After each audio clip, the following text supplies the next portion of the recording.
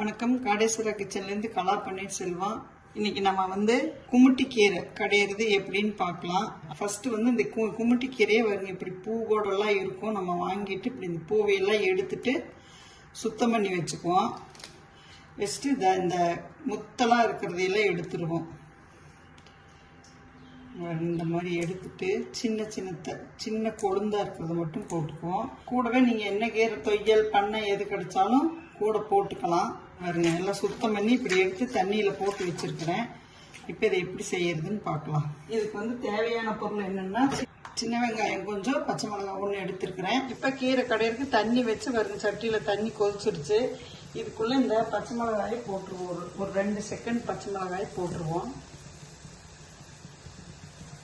இப்போ நம்ம இந்த சுத்தம் பண்ணி வச்சிருக்கிற கீரையை போட்டுடலாம்.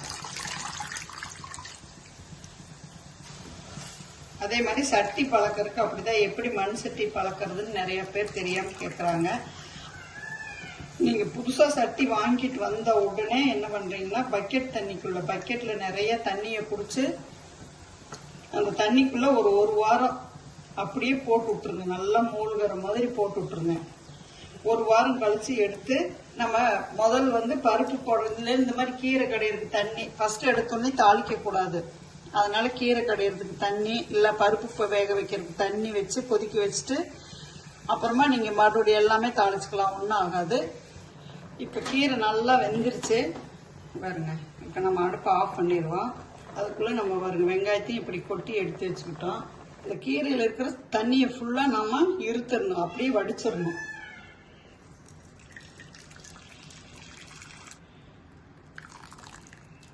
இந்த தாளிப்பு அவங்கவுங்க ஆப்ஷனல் தான். வேணும்னா நீங்க தாளிச்சுக்கலாம், இல்லைன்னா இப்படியே போட்டுட்டு கொஞ்சம் வெண்ணெய் மட்டும் போட்டு கடைஞ்சுக்கலாம்.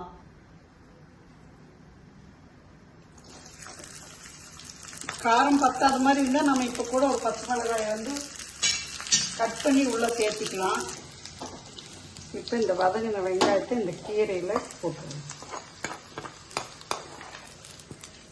இந்த கொட்டி வச்சிருக்கிறோம்ல சின்ன வெங்காயம், கீரைக்கு தேவையான உப்பு, கீரையை கடைஞ்சிடுவோம். இதுக்குள்ள தக்காளி நீங்க எதுவும் கலக்க வேண்டாங்க. இப்படி நான் சொன்ன இந்த மெத்தட்லயே நீங்க கடைஞ்சு பாருங்க. இது பழைய பாரம்பரிய முறையில கடைஞ்சிருக்கிறேன் நான்.